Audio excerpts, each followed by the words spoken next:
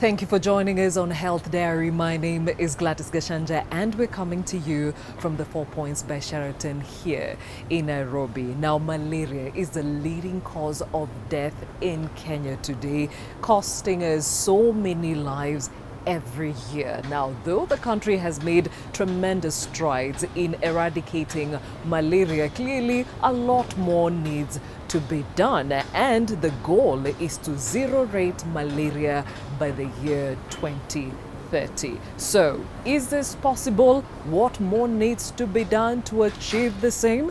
We talk more about this, starting off with this fact of the matter.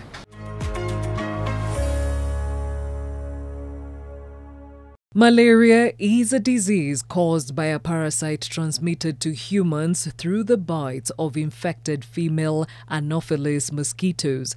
It is preventable and curable.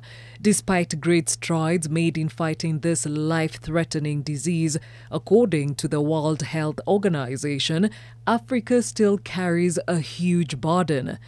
In Kenya, the National Malaria Control Program reports that there are still some regions of the country where prevalence of the disease is extremely high. The COVID-19 pandemic has further dealt a blow to the malaria response, with health experts calling for apt investment, innovation and action towards a malaria-free world. So let me start with the Malaria Youth Army and why the army. And this is a movement we are creating as young, not only in Kenya, but across Africa, of young people who are going to be committed to actually end malaria. Starting with, of course, preventive measures like bush clearing, spraying, in terms of even distributing information in their communities about how to fight malaria. So we believe community action will only be successful by placing young people at the forefront. Beyond that, we are looking at the innovation segment. Young people are the most innovative with the greatest ideas in terms of even coming up with the apps, web-based application that can also assist us in data mining on data statistics related to malaria. We believe that with the leveraging of social media by the young people, it will be a key pillar in disseminating information in our communities and in our societies. This is an African-wide campaign, but we are the pioneer country in Kenya. We've already launched the Malaria Youth Army, which was launched by His Excellency the President Uhuru Kenyatta in Kilifi. What do we want to achieve? We want to actually coordinate, recruit the Malaria Youth Armies, who are young people. Our key priority areas are those coastal endemic areas and also lakeside endemic areas, because those are the areas where the prevalence of malaria is very high. They are trained on what message to communicate in their communities, what to advocate for, and what is it actually is the end goal. What I know is that we've all been affected, either directly or indirectly. Me growing up when I was young, I can't remember the countless time I went to hospital or I was taken to hospital with malaria. You can go further in the communities where you're going for funerals, losing young people. And that's why I'm calling out for the very young people across the country that let's rally around this campaign to make sure that this fight is eradicated completely and that no child will lose a life to malaria and that no family will be affected to malaria, because you and me have a responsibility to end malaria by now.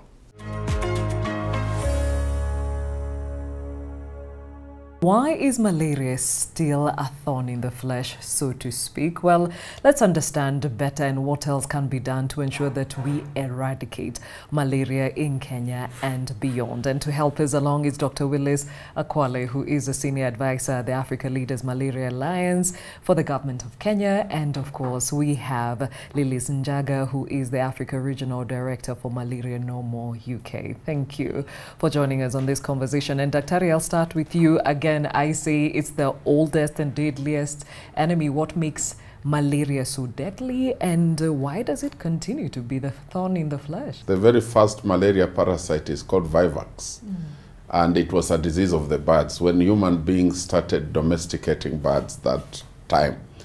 And just like we are seeing with COVID changes, then it mutated And one of the most recent one, which is 400 years old, is called a Plasmodium falciparum. And this is the deadly one. This is the one that destroys blood cells. It is the one that will cause anemia. It is the one that will cause death. And I think the question you ask, why is it a challenge, is because the transmission of malaria is a vicious circle. Because many people think it's the mosquito that causes malaria. No, it is the vector. What causes malaria is that parasite we are calling Plasmodium falciparum. Then there's the human host. And within the body, the human host, there are so many parameters to do with the immunological response, how your body responds to this. So for one to control malaria, you must take care of the vector, the parasite, and the human body. Of course, it's considered one of the big 5 most infectious diseases that claims a child every 2 minutes. I mean, that is a huge number. Does that ring true in Kenya? A child dying every 2 minutes is something that will be replicated in all endemic areas in Africa. Another group that is vulnerable is pregnant women. And so these children, it will be sort of like a vicious cycle, because what will happen is that women who are infected while they're pregnant, chances are they might have a low birth weight child. The child is likely to get stunted.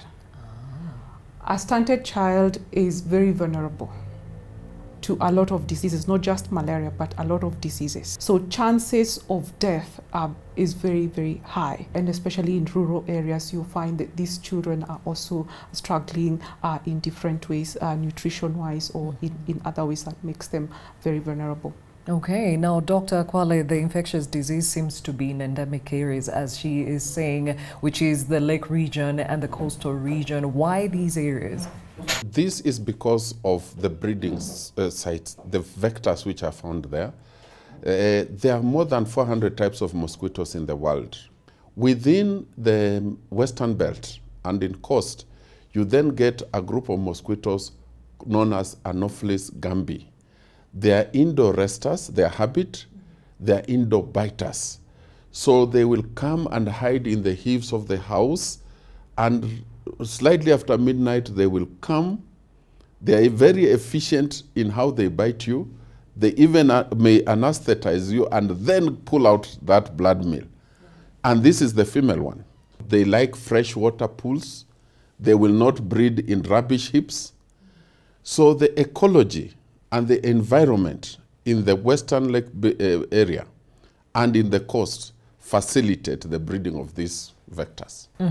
Now, just looking at the statistics again, parts of Kenya report up to 725 malaria cases per 1,000 people. Again, these are huge, huge numbers, leaders. What are the hurdles faced in taming this disease? I like the campaign that was launched by the president late last year. Zero malaria starts with me. What is my role? And I think we can all start by first acknowledging that this is not a disease we need to live with. And if we can break that, then we can start taking some action in our respective places. So that for me is the biggest barrier of thinking that this is something, is sort of like a rite of passage, which it shouldn't. We talk about the under 5s, the pregnant women being very susceptible to this, but there are other groups or populations that are also at risk of malaria. Which are these, Dr.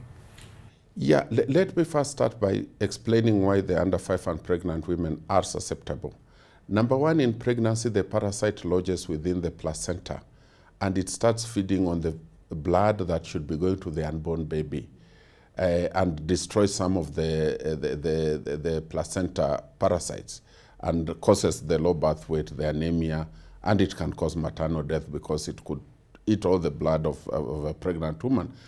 Now, however, there are antibodies from the mother that go to the unborn child.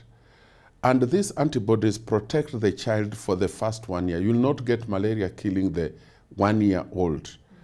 And it starts waning at 2.5 years. However, if you are in places where there's no high transmission, so people living in the highlands, where malaria is not common, then they also don't have immunity.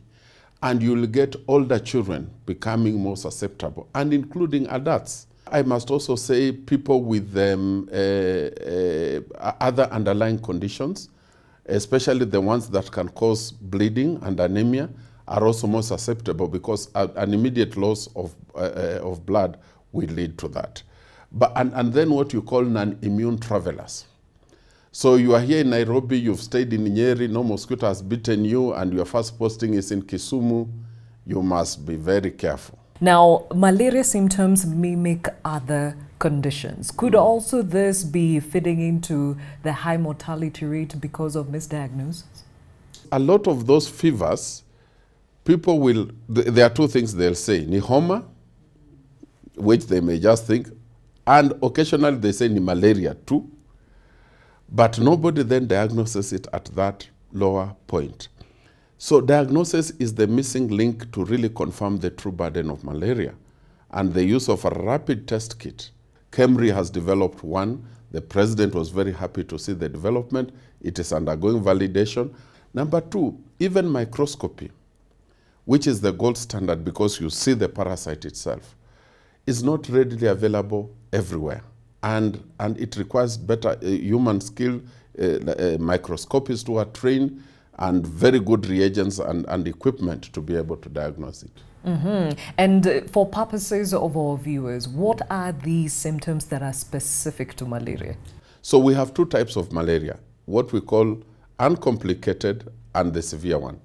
The uncomplicated one, cardinal sign is fever, headache, joint pain, in small children, vomiting, lethargy. And the vomiting and diarrhea can lead to a loss of water in the body, and you may see sunken eyes. The eyes start almost getting in.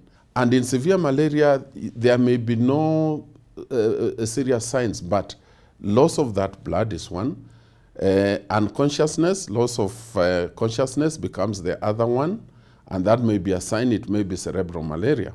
And that really, it is the severe or the complicated malaria that kills. So now it begs the question, how effective is treatment? Very effective in the sense that the medicines that are currently being used have been shown to be more than 90% effective when you treat complicated. But the most important thing is the treatment must be started within 24 hours of the onset of symptoms. And this is why you need community involvement.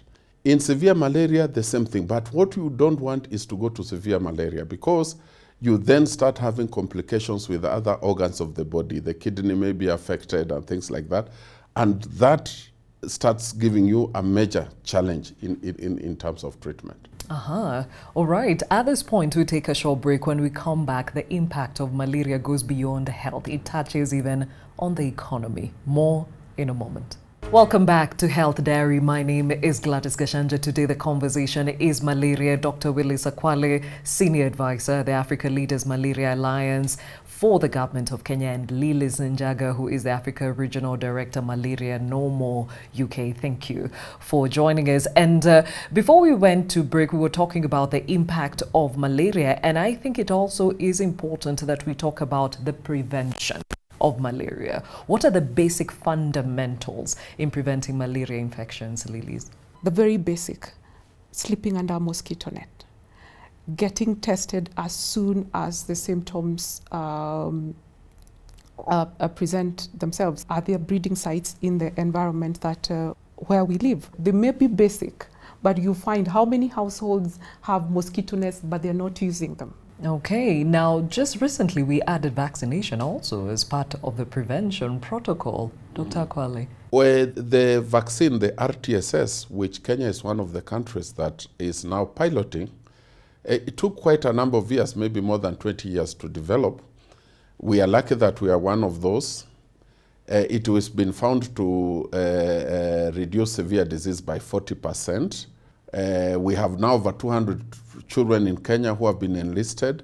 They are being followed. They have got their third dose and they have to wait for 18 months for a booster dose. And what we are observing is that it actually prevents the severe disease.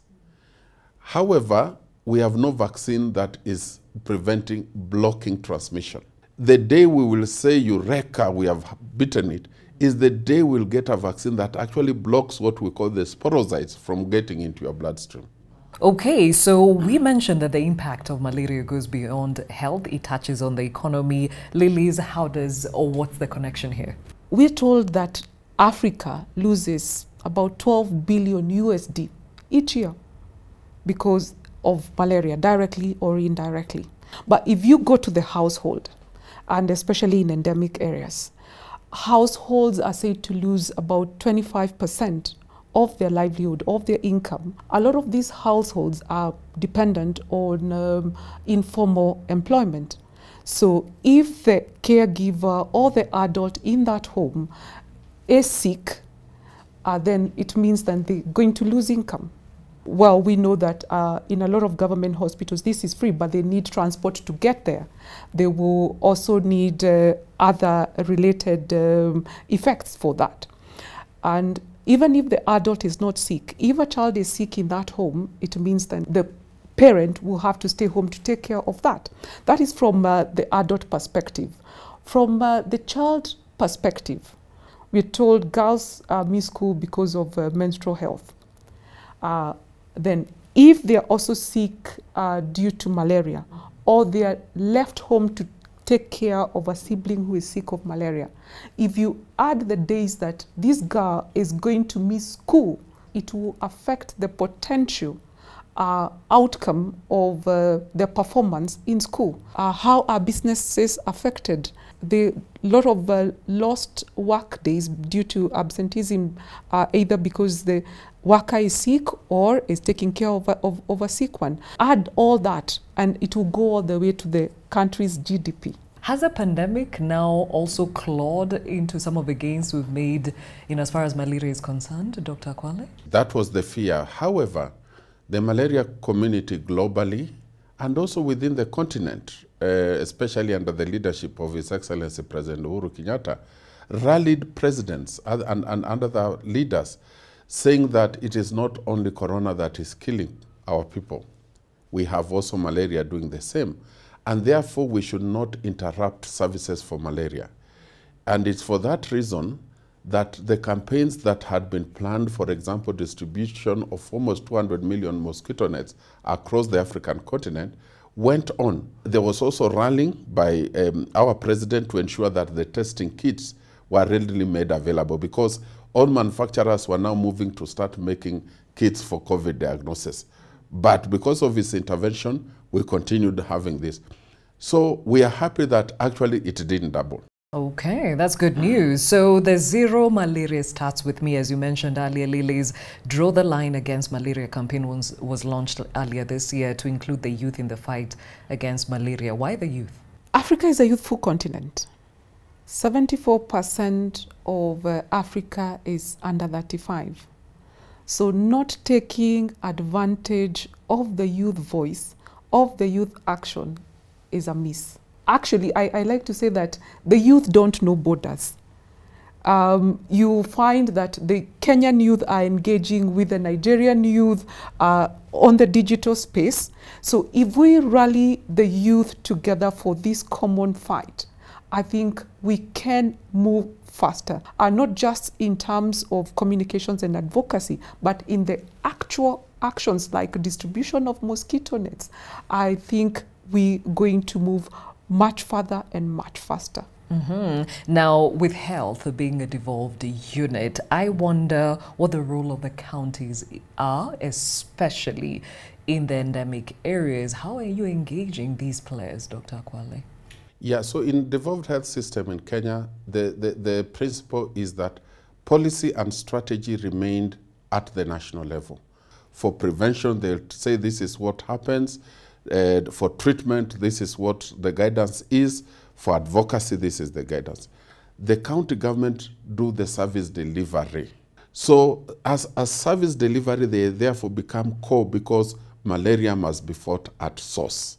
And that is why in launching the army, His Excellency the President in Kilifi, you saw him going right to the breeding site, because that is where action is. And he challenged the youths. We want you to work from here. They will also be involved at national level. But we want this voice to be heard even at the continental level and at the global level. Now, finances, resources play a key role when it comes to primary healthcare, when it comes to the fight against malaria. How can this be sustained, Lilies? Africa and Kenya has for many years relied on international funding for malaria. But we have seen right now with the COVID situation, countries have to take care of themselves first. We have to really rally domestic funding, domestic resources for malaria, because that's where the future could be. So how can we start getting the corporate foundations and private foundations joining this fight? And I like the fact that Kenya and a number of other African countries have commissioned what is the End Malaria Council, looking at private sector engagement in the fight against malaria. Now, taking you back to the impact of malaria, Dr. Kwale, I remember when HIV hit us, there was all this messaging that made everyone stop and think about taking precaution when it comes to HIV, and it worked. Why don't we see the same about malaria? If you look at the number of people who die of malaria, it's mainly children, and that may be, I think the adults are a bit selfish, so until they die. Even corona now, they are awake because it's affecting them, but if it was confined to younger generation, that's an unfortunate situation. And that may explain why there hasn't been a lot of efforts to control it. And then second is what you said, people just assuming malaria is just any other disease you get cured. People don't look at the fact that it kills. In fact, as you look at the numbers of COVID, we are now heading to 4,000 deaths, while malaria is 20,000 reported and many unreported at the community level. And that's why the African Leaders Malaria Alliance, one of the main things they are doing, the Zero Malaria Starts With Me campaign, is to invigorate that, is to start scaling up that campaign at grassroots level all the way up to the political leadership. Now, even as we bring the conversation to a close, the response to COVID-19 has taught us a thing or two. I mean, we've seen the prioritization of health services, vaccines, resources, infrastructure. What can we borrow from this? The biggest lesson is that, one, it is possible to fight. It is possible to even do it better when organizations, different persons all come together with the whole purpose of eradicating and believing that we can eradicate malaria within a generation. Now we have a goal of 2030. Now, Lily says it is possible. Dr. Kwale, do we have the political goodwill to ensure that we achieve this in this country? More than 200% political goodwill support in this country. Starting from His Excellency, who is the current chair of the African Leaders Malaria Alliance. You've seen him leading by example. He rallied all governors last year, late October in Mombasa. They all committed to this. There's political will. The issue is then, what do we do? Data must be made available to the communities. We are using scorecards. Then there's a digital hub that we are challenging each other at the African level. We see what Kenya is doing, what Uganda is doing. The youth army that we've talked about. The other one is the End Malaria Council. The End Malaria Council, in addition to now starting to lobby for local resources, has prioritized the local manufacture of malaria commodities. You saw the development of a rapid kit. We are emphasizing on the development of insecticide and bed nets so that these are readily available to the communities at need. And then finally, the involvement of the regional economic communities, because malaria knows no boundaries. So DRC has a very high malaria burden. Because of the involvement of the East African community, we and DRC now are looking at malaria as a Great Lake Malaria Initiative. And I want to emphasize, evidence has shown, once you have money, you are able to bring malaria down. Once the money starts disappearing, the malaria surges. So we must have a sustainable way of funding malaria. Very well said. Dr. Willis Akwali, Senior Advisor at the ALMA for the Government of Kenya, and of course, Lily Njaga, Africa Regional Director for Malaria Normal UK. Thank you for this very informative conversation. Time now for the health tip. Leading causes of blindness is cataracts, your lens getting hazy, that's an age thing. Then glaucoma. Glaucoma is irreversible and it is permanent and it is painless. So that's the real main one. And the only way you will know you have glaucoma is to test the pressure of your eyeball. So the reason your eyeball doesn't collapse like a balloon is because there is pressure inside. It's like a balloon or tire or tube. But sometimes that pressure can go too high and then the blood can't enter your eyeball. So we usually tell people 40 years is the magic word. Once you reach 40, go for an eye check once a year. And what are you looking for? How well you can see and the pressure in your eyeball. For diabetics, diabetic is a major cause of blindness. How do you prevent it? Have an eye check once a year. That will prevent probably 90% of possible blindness. Clearly, the message here is that each and every one of us needs to play their part to ensure that we eradicate malaria from this country and beyond. Thank you for making time for Health Diary. My name is Gladys Gashanja. Until next time, see you.